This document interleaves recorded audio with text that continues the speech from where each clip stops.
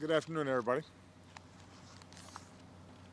In the Netherlands, Malaysia, Australia, and countries around the world, families are still in shock over the sudden and tragic loss of nearly 300 loved ones, senselessly killed when their civilian airliner was shot down over territory controlled by Russian-backed separatists in Ukraine.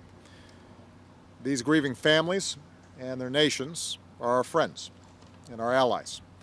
And amid our prayers and our outrage, the United States continues to do everything in our power to help bring home their loved ones, support the international investigation, and make sure justice is done. Since the shootdown, however, Russia and its proxies in Ukraine have failed to cooperate with the investigation and to take the opportunity to pursue a diplomatic solution to the conflict in Ukraine.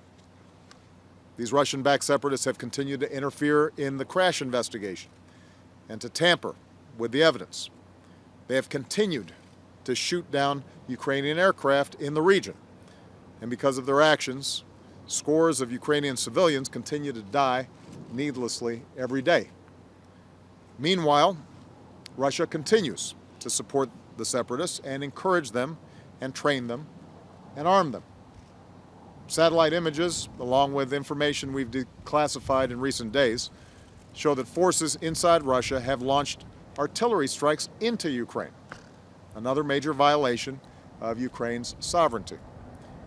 And we have information that Russia continues to build up its own forces near the Ukrainian border, and that more Russian military equipment, including artillery, armored vehicles, and air defense equipment, has been transferred across the border to these separatists.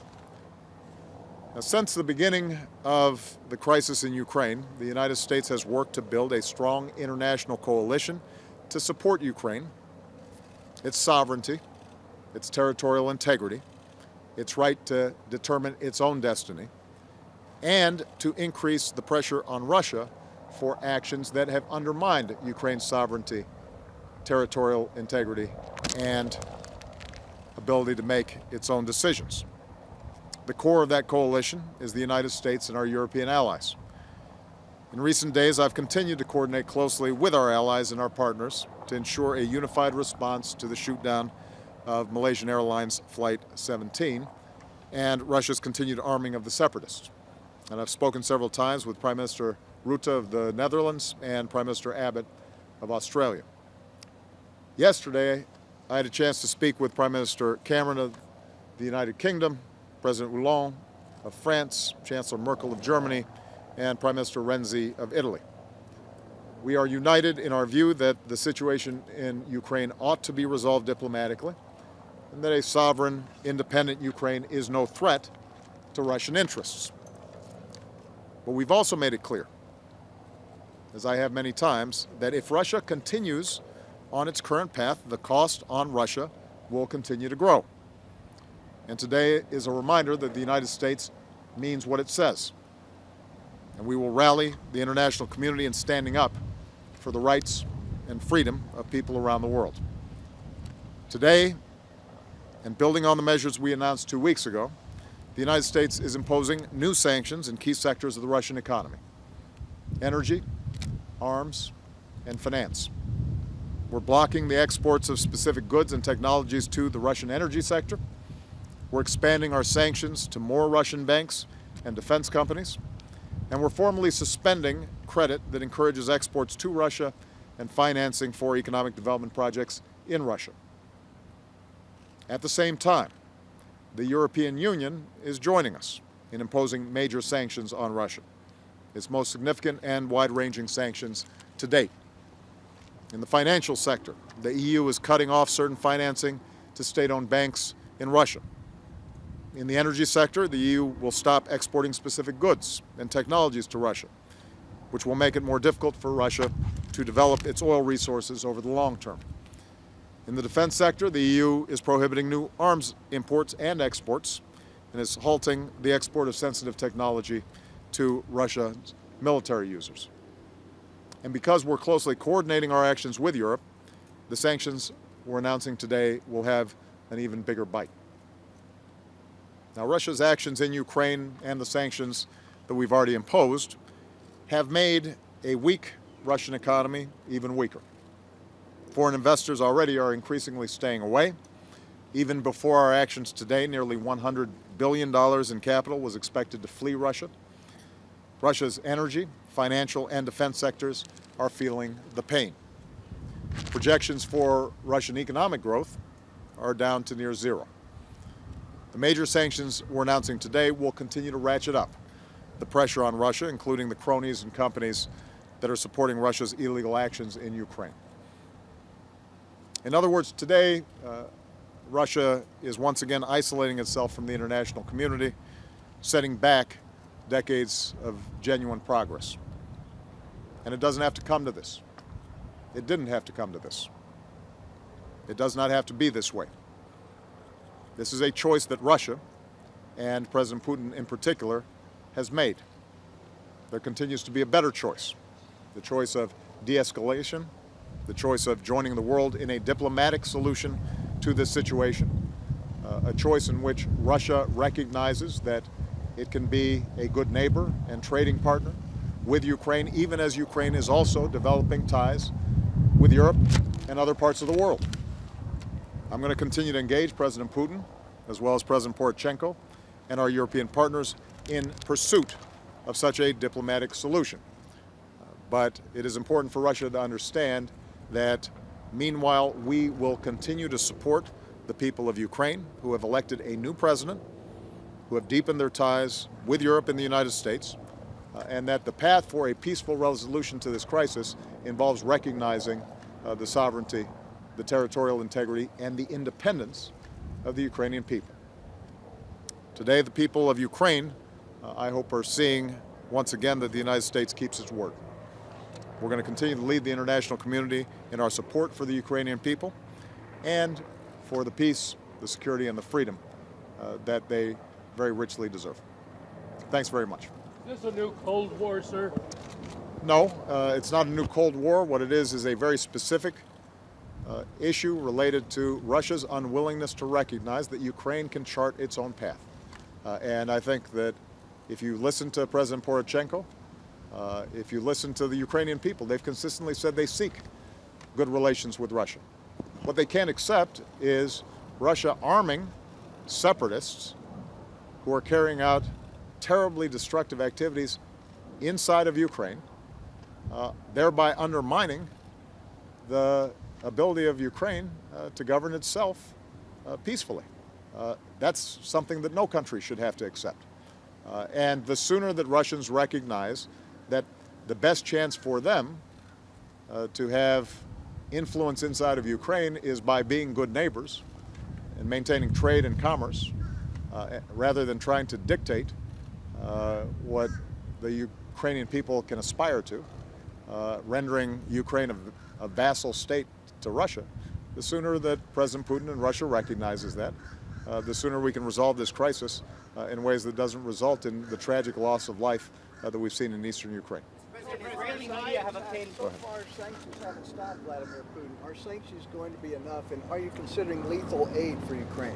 Well, keep in mind the issue at this point is not the Ukrainian capacity to outfight separatists. They are better armed than the separatists. The issue is how do we prevent bloodshed in eastern Ukraine? We're trying to avoid that. And the main tool that we have to influence Russian behavior at this point is the impact that it's having on its economy. The fact that we've seen Europeans who have real legitimate economic concerns in severing certain ties with Russia, stepping up the way they have today, I think is an indication of both the waning patience that Europe has with nice words from President Putin that are not matched by actions, but also a recognition as a consequence of what happened with the Malaysian Airlines flight that it is hard to avoid the spillover of what's happening in Ukraine impacting Europeans across the board. And so We think that the combination of stronger U.S. and European sanctions is going to have a greater impact on the Russian economy than we've seen so far.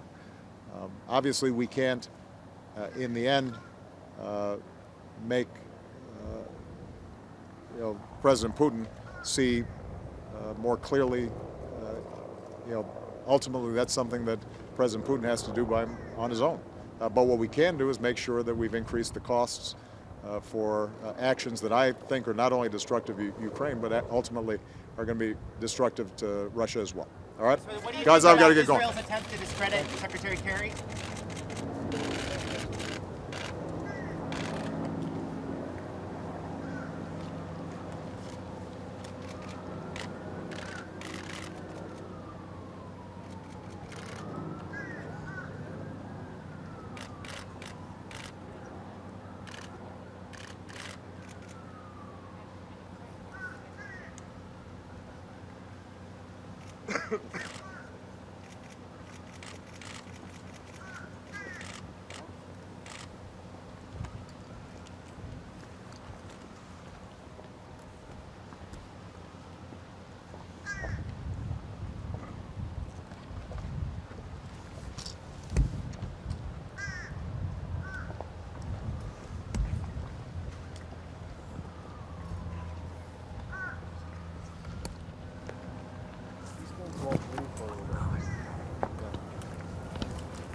David, David.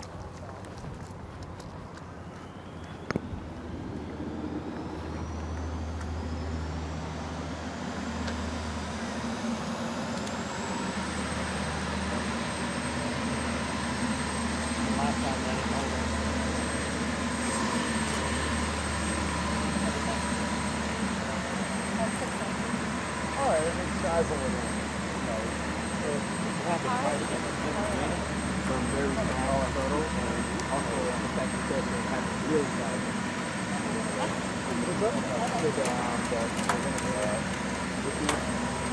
I didn't hear it on my end.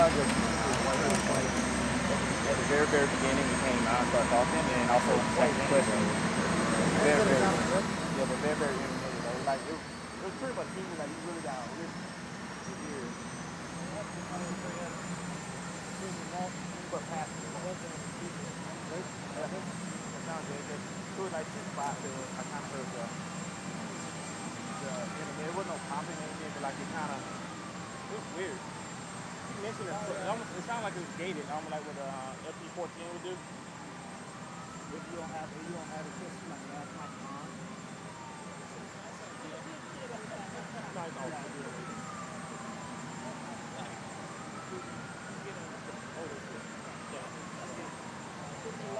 know.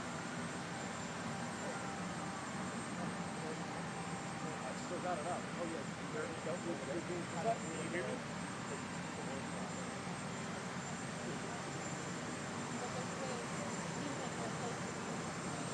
Yeah, they put a foot behind the hill and just ahead. I think I'm on that.